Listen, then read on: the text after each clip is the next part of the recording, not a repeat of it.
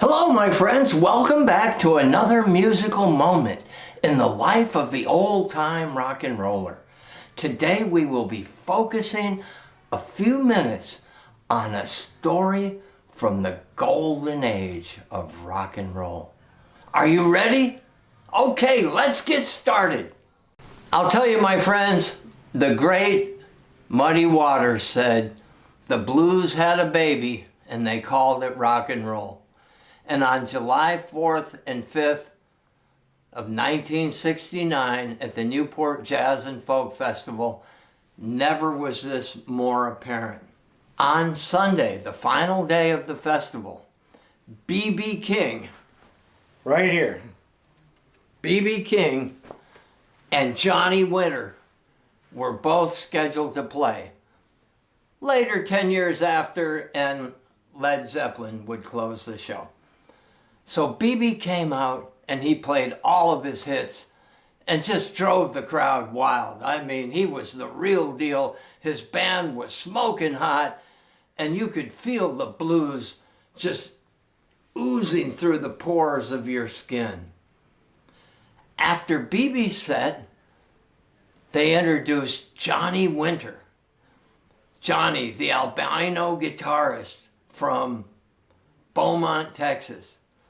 Right up the street from me in Orange, Texas, where my family home was. Well, Johnny came out and he played like a man possessed, like he got his chops at the crossroads. He was just a superstar. He played this Fender Mustang. His slide work was impeccable, and his speed and his licks were just unparalleled by anyone else that day so far. Well, he took a break, and I immediately rushed to his dressing room. Introduced myself, of course, said I was from Orange, and he was very happy to meet somebody from his home state and somebody who was so close to where he grew up. The Port Arthur area, Janis Joplin, you know. Well, he said, "How would you like to play my guitar?" And I said, "Sure." I picked it up and put it on, and the strings were this far from the fretboard, perfectly set up for slide, and his fingers were so strong and powerful. He could bend those notes with that incredibly high action and very thick strings. So we had a good time chatting and reminiscing about Texas and the blues. And then he said, "I need to take a little break because I think I'm going to come back later and B.B. and I are going to have a jam." So I said, "Oh, great. Let me get out of your way and I'll be out there when you start up." So I found Jimmy Page and Alvin Lee and Robert Plant, and we all walked out, sat on the chairs out there, in great anticipation of this jam session that was coming up. And there was chatter back and forth between 10 years after and Led Zeppelin saying, "Who do you think's going to do better?" And Robert Plant said, "B.B. will kill him." And, you know, everybody had their opinion. Well, they came out and I think they did "It's My Own Fault, Baby." And B.B. was just the master blues man. But when Johnny took his turn, man,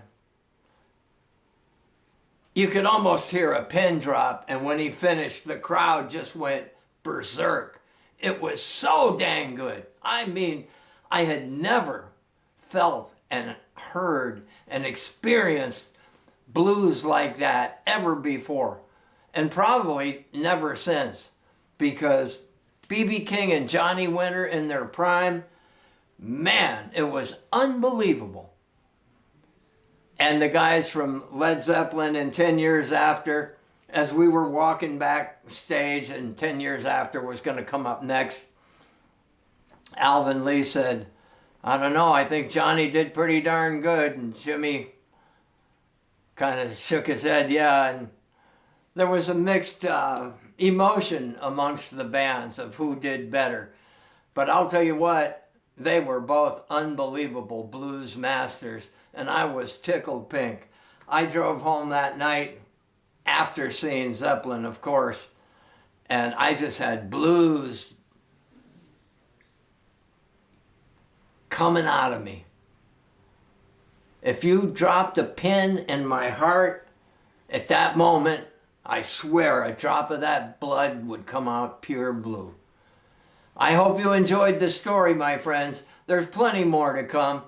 Please subscribe and like if you're having a good time, by the way. And I will see you down the story highway on the next music moment with the old-time rock and roller. So long, my friends.